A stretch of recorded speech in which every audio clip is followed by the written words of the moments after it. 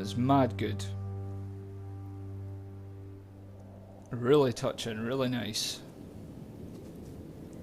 I mean, I was saying earlier on how depressing it was, but really, if you think about it, it's pretty good for some people that just, you know, they see their families again. They're saying that they're, you know, they're seeing the faces of their families again. You can hear the enjoyment and the happiness in their voice. You know, so it's touching at the same time. As much as it is depressing in parts, it's touching, it's nice.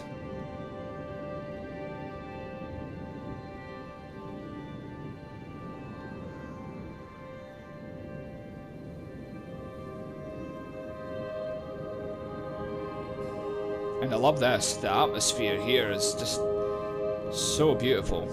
Really, really nice.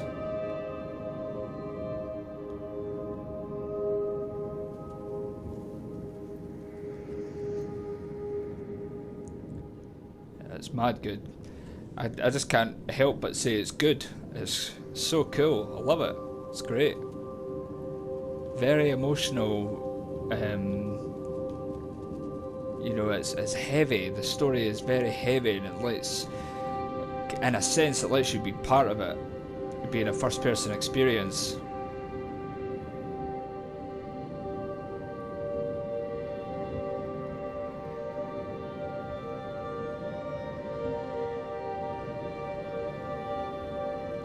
And it's just the graphics are, you know, the visuals are absolutely outstanding as well. I love them. Absolutely love them. Here we go. This is someone new. I wonder who it is. I'm gonna go with either Frank or Steven. Frank. So we're moving on to Frank's story now.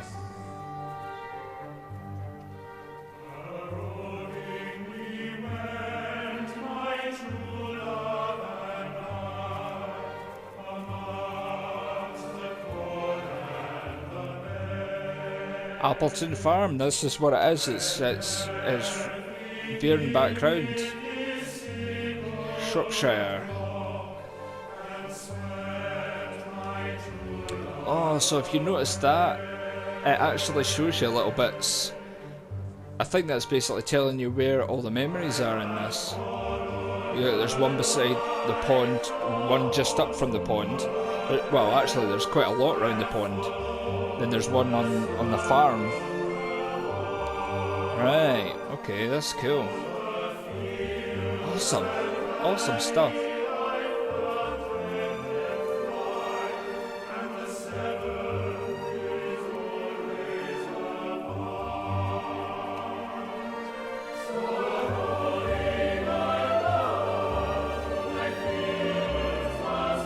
Just gorgeous. Just absolutely gorgeous. I can't get... I'm literally blown away. So we can either go up here. What's up here? Is this just back to where we were? Is this just back to the... Is this just back to... I think this is just back up to the top. Yeah, where we were. Tra-la-la! Sorry for the terrible singing. I'm talking over the soundtrack here.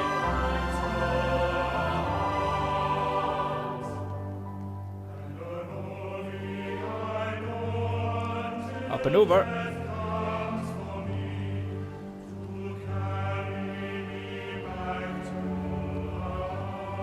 I messed up, Frank, but I'd done my time. They shouldn't keep on punishing me. Some folk won't let go, Reese, and they've got nothing better to do than to poke their noses into other people's business. There's nothing you can do about it, son. I'm doing a good job. I'm working hard. I swear, Mrs. Graves thinks I'll start nicking stuff if she turns her back for a second. Liz is all right. She's one of the good ones. Yeah, well, she's not exactly honest with her husband about what she gets up to. None of that. You're angry about people judging you. Don't be so fast to judge others. I'm sorry, Frank. Keep your gob shut, your nose clean, and your head down. Do you think you can manage that? Gob, nose, head. Got it. And steer clear of that Rachel girl. If I've seen you two making eyes at each other, then so's her dad. And you don't want Sam Baker coming round after you.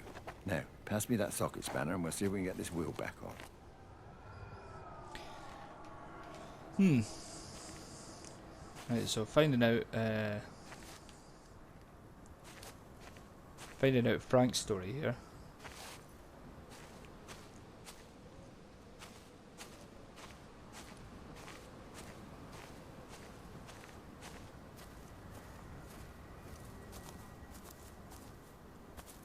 Up and over we go again. Right, so if you remember from the map, there was quite a few that were around the pond. There looks to be that next memory across at the tree there. Oh, the birdie flying away, the birdie.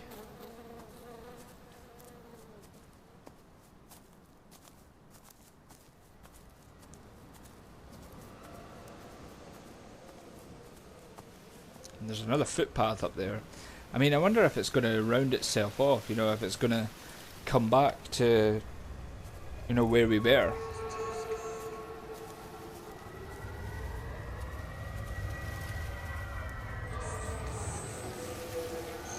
wonder what this is. It's left a memory.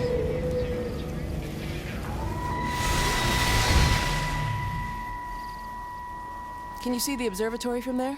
That's over the ridge, just past the windmill. You want to live near the station in case you need a quick getaway? Something like that. So you and Steven, I'm sensing there's not a lot of love lost there, huh? That's between him, me, and the cows. You're gonna have to explain that one for me. It's nobody else's business. Look, you seem all right to me. You don't want to worry about that lot in the village. Provided I'm left alone, I'm happy. Steven's the one who likes to be at the center of things. No change there, then. Francis Appleton. You are a bad man. No wonder your sister won't talk to you.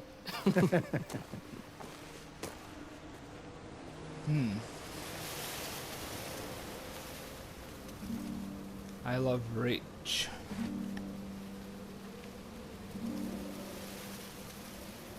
Stevie and Liz.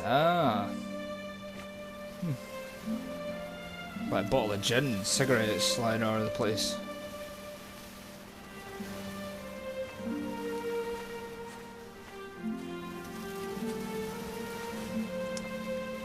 Right. I think I'll check out the barn and the house before I go anywhere else.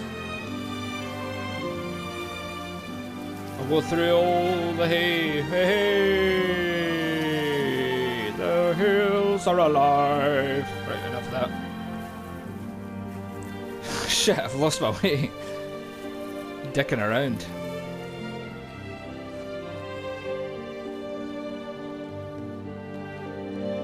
Yorton Road. Oh well, I said it was a barn, but it's... Bloody England. You can't just stop the train, stop people travelling about the place. I don't like it, Frank. I don't like it at all. And nobody likes it. No sense sweating cobs over it. Folk all wild about it, giving me grief. I didn't stop the bloody trains, did I? And did they give me any warning? No, they bloody didn't. Yesterday, it's all like keep 'em calm, Howard, minor disruptions, and today it's all government edicts and not until further notice, and you'll manage.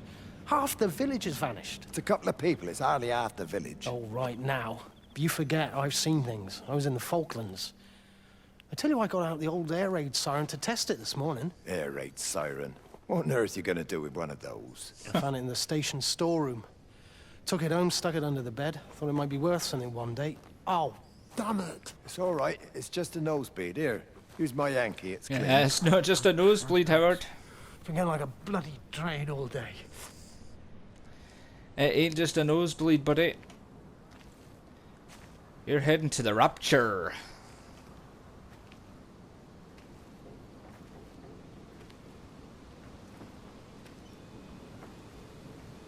Well, I hear another radio.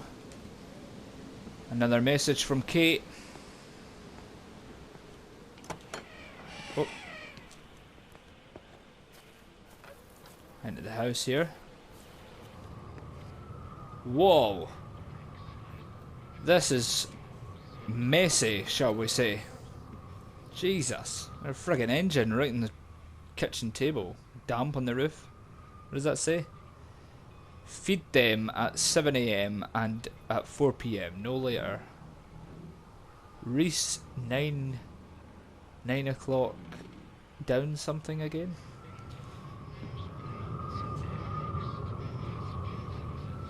No, check. Fuck knows what that says. Wow, it is murky in here. Oh, a nice shit house. Very nice.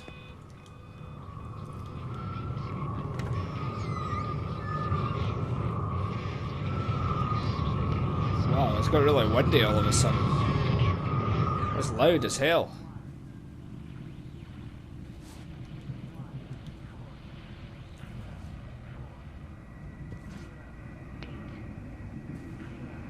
Must be out in the garden.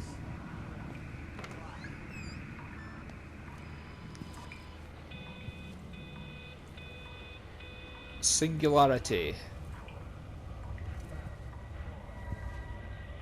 Oh, up the stairs. Creepy.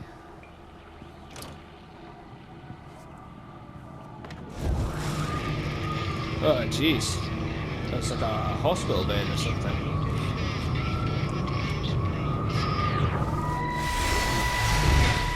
How's your sister, Frank? We've not spoken since the funeral. Ah, I see. Well, listen, I did rather wonder if you might do me a bit of a favor and check in on her, see if she's all right. Dr. Wade, if they dropped the bomb, there'd be no left but cockroaches and Wendy Boyles. It's a bit odd, really. There's an old chap, John Coles, regular visitor at Lakeside, went walkabout sometime last night. Now it appears Mrs. Boughton has done the same. Enid? Well, that'd be clever. They amputated her leg last spring. Yes, that's the thing. I've also got a surgery full of people with nosebleeds and headaches. The council are saying influenza, but I've been practicing for 35 years and I'm not convinced. I just wondered if you might pop by and see her. Even if I did, do you really think she'd let me in? Fine. Forget it. I'll see her. Leave it to me. Oh, and Frank, call the hospital and get them to collect all this stuff. It's been 8 months. So this must be Frank's house. This was obviously whatever happened to Mary. Although we're not fully sure what happened to Mary yet. Although we are sure that she was very sick.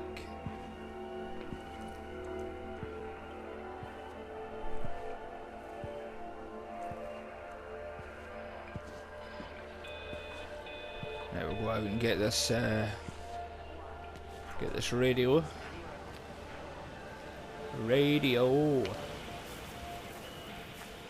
Anything across here? Nope.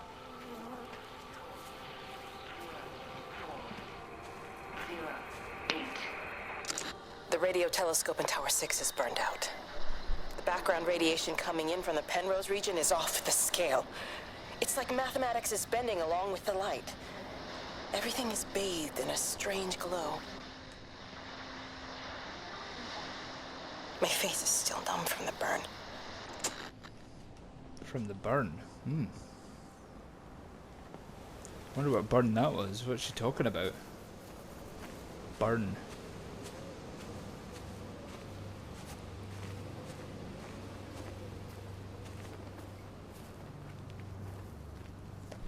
Odd. Very strange.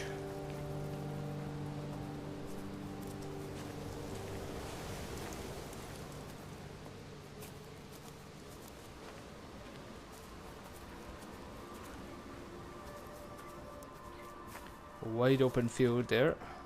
A windmill off in the distance. Oh, did I hear? I think I heard another radio. When he goes indoors, it slows down. Look at this. This is me holding R2.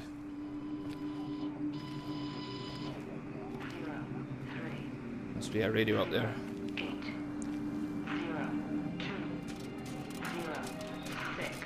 He climbs ladders, then he actually walks. I hung up on Stephen. He doesn't understand. Even if he were here to experience it directly, I'm still not sure he would.